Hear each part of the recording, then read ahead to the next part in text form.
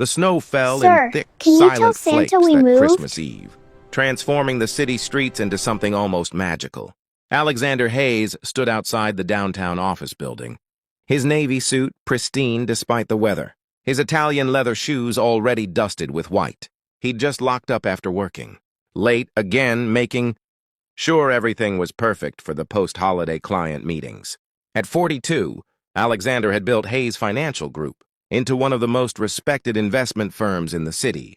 He had the corner office, the expensive car, the penthouse apartment with views that made visitors gasp.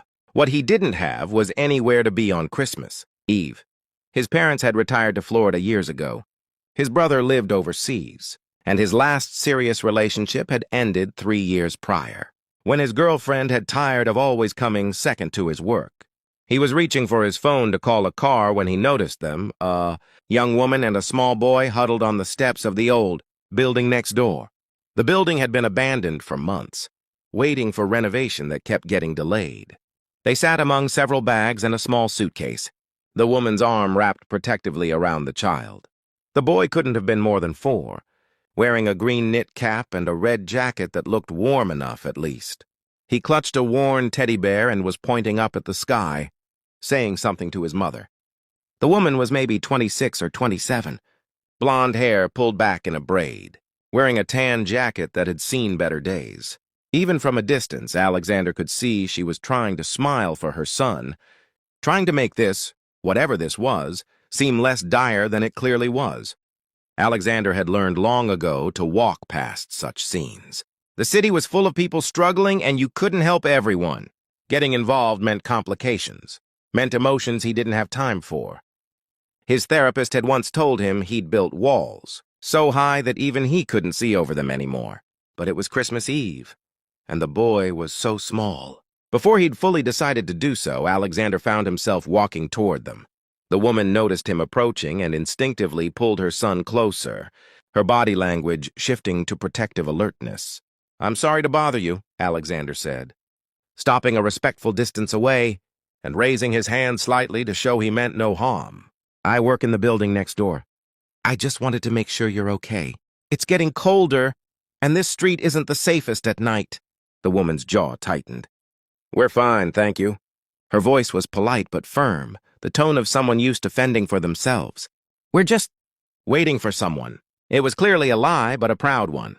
Alexander recognized pride. He'd worn it like armor for years. The little boy looked up at Alexander with wide eyes, then tugged on his mother's sleeve. "Mama, is that the man from your work?" "No, sweetie. This is someone different." "Oh."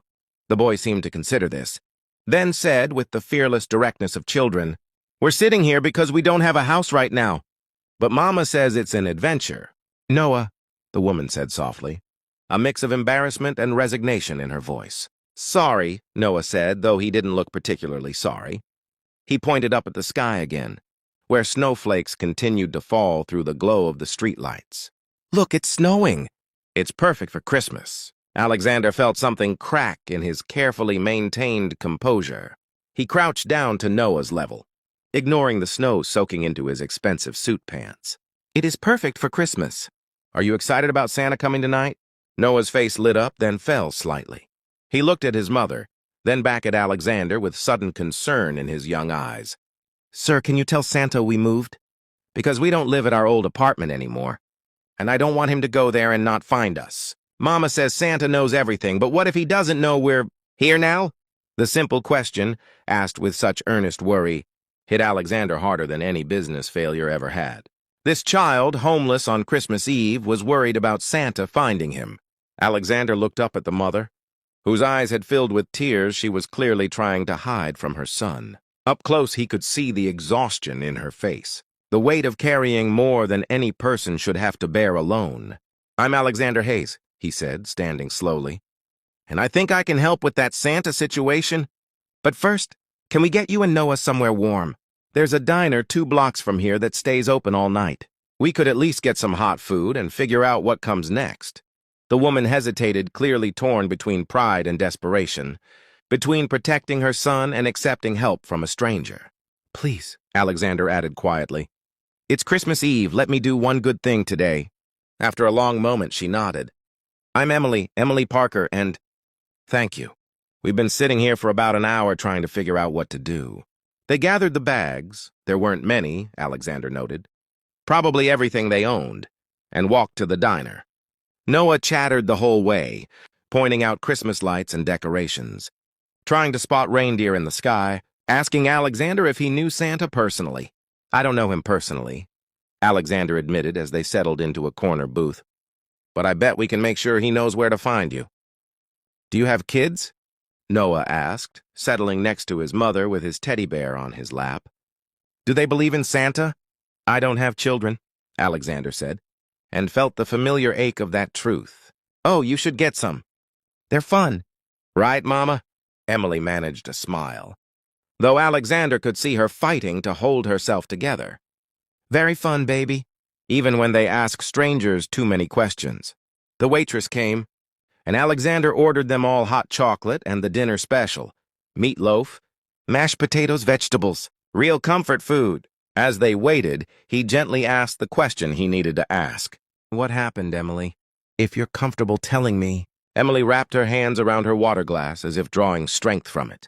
Noah was distracted by coloring on the kids' menu the waitress had brought, humming jingle bells to himself. I work as a bookkeeper, Emily said quietly. Worked at Meridian Properties. You probably know it. It's one of the bigger real estate companies downtown. Alexander nodded. He knew of it. I've been there for 3 years. The pay wasn't great, but it was steady, and it had benefits. Noah and I had a small apartment in Riverside. Nothing fancy, but it was ours. She paused, her voice thickening. Last week, my boss called me into his office. Carson Price, he said they were restructuring, cutting costs. My position was being eliminated. No severance? Alexander asked, his business mind already calculating the wrongness of that. 2 weeks' pay, which sounds like something until you realize I'm a single mother with no family in the area, no savings because medical bills from when Noah was born ate through everything, and rent due on an apartment I could barely afford even with a job. Her voice cracked slightly. I used the severance to pay this month's rent, thinking I'd find something quickly. But it's Christmas week. Nobody's hiring. I made it to December 24th before my landlord said I had to be out. He'd rented the place to someone else starting January 1st, and he needed it empty. So today, Alexander prompted gently, today I packed what we could carry, put the rest in a storage unit I can't really afford, and left. I've been calling shelters all day, but they're all full. It's Christmas Eve. Everyone wants to help on Christmas Eve. But there are more people who need help than there are beds. She wiped her eyes quickly. I was trying to figure out if there was a church or somewhere that would at least let us sit inside, where it's warm. Then Noah would fall asleep, and I could make more calls, figure out tomorrow. Their food arrived, and Alexander watched Noah's eyes widen at the plate of hot food.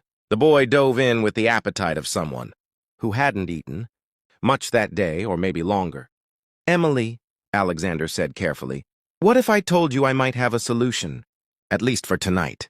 She looked at him warily. I'm not interested in anything that isn't. I mean, I appreciate your help, but nothing like that, Alexander said quickly, understanding her concern and feeling ashamed that she even had to worry about it. I have a guest room in my apartment. Actually, I have 2 guest rooms. They're sitting empty because I never have guests. You and Noah could stay there tonight, separate rooms, locks on the doors if you want. Whatever makes you comfortable. It would be warm and safe, and in the morning we can figure out next steps. I can't accept that, Emily said automatically. Why not? Because I don't know you. Because I don't accept charity. Because pride is easier than vulnerability? Alexander interrupted gently. Trust me, I understand that. I've lived most of my life that way. But Emily, it's Christmas Eve. Your son is worried about Santa finding him.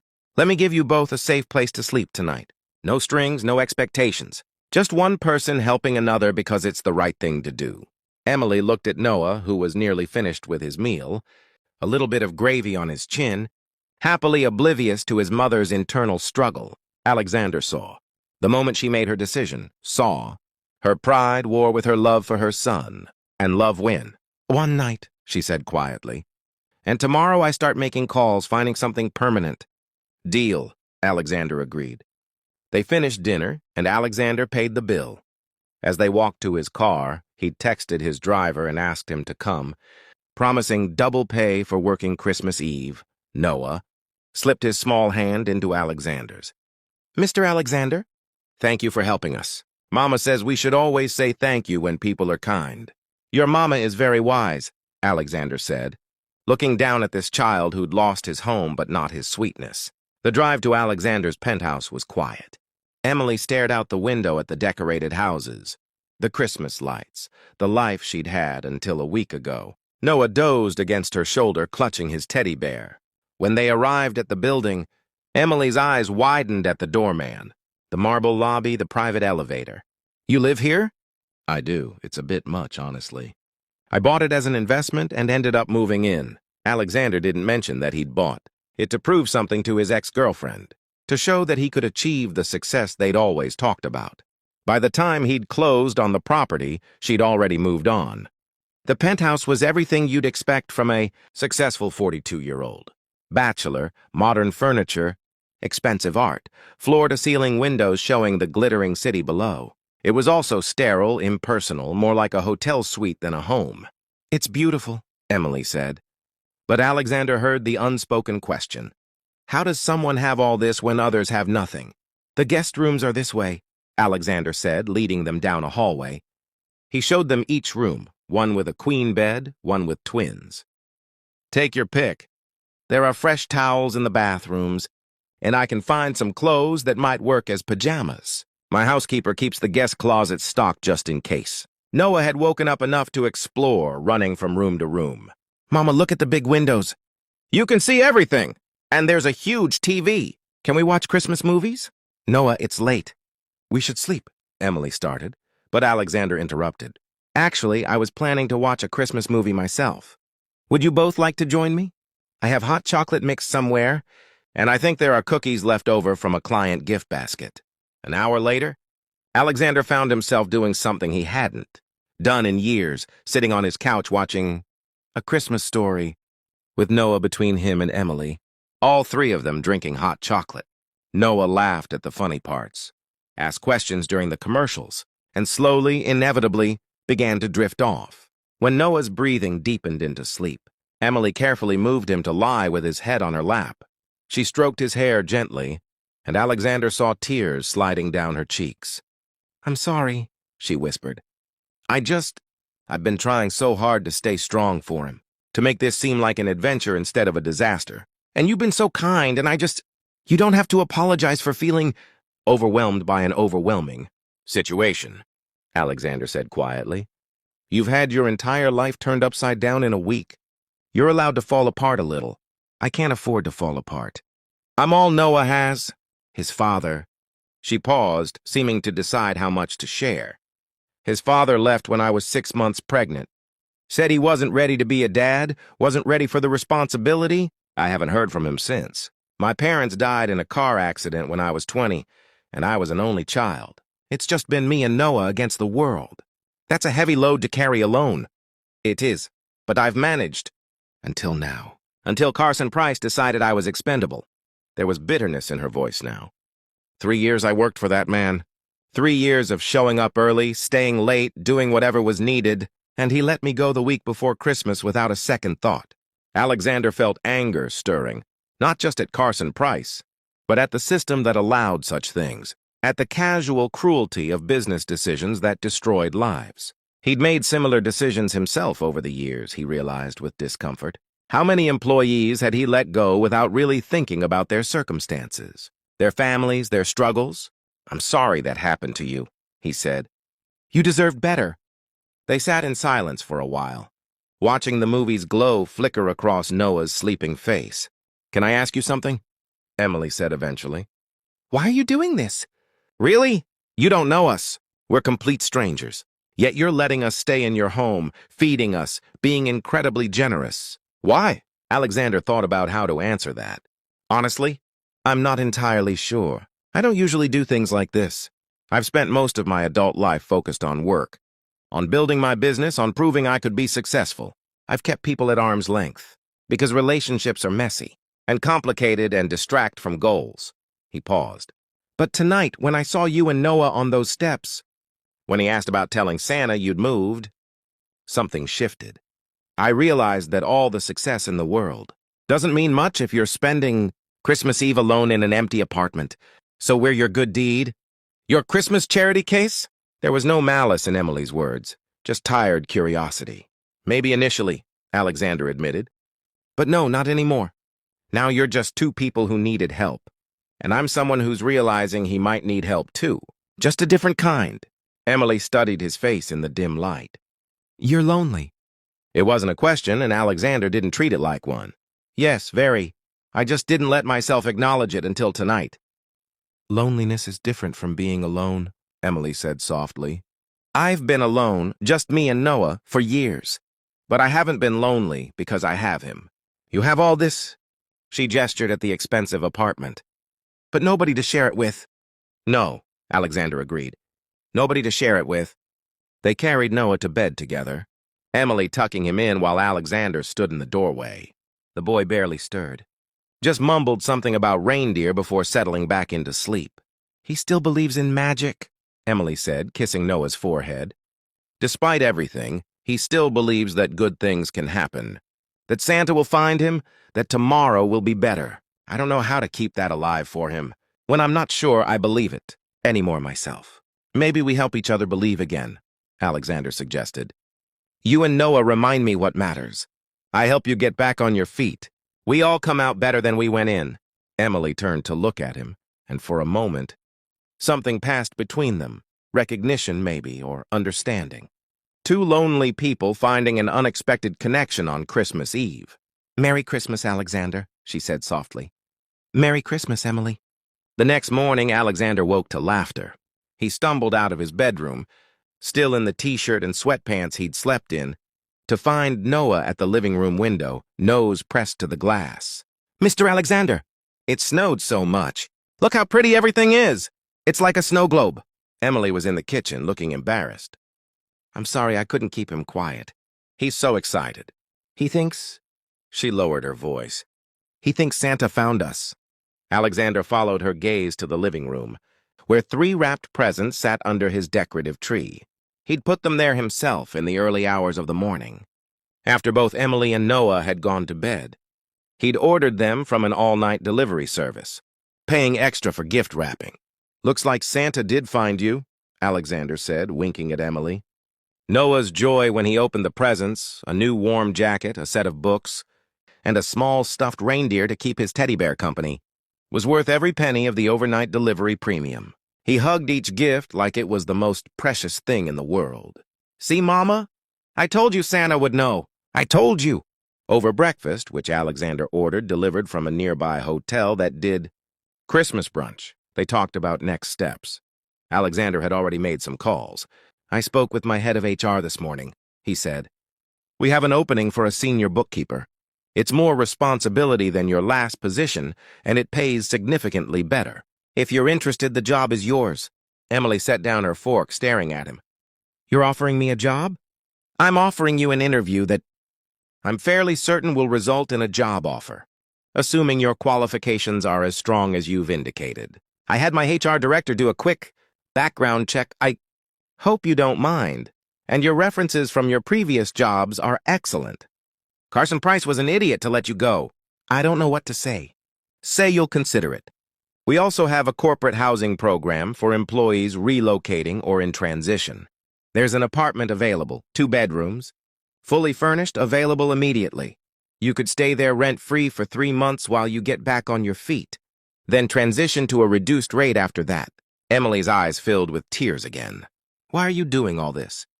Because I can, Alexander said simply. Because I have resources that are sitting unused while people struggle.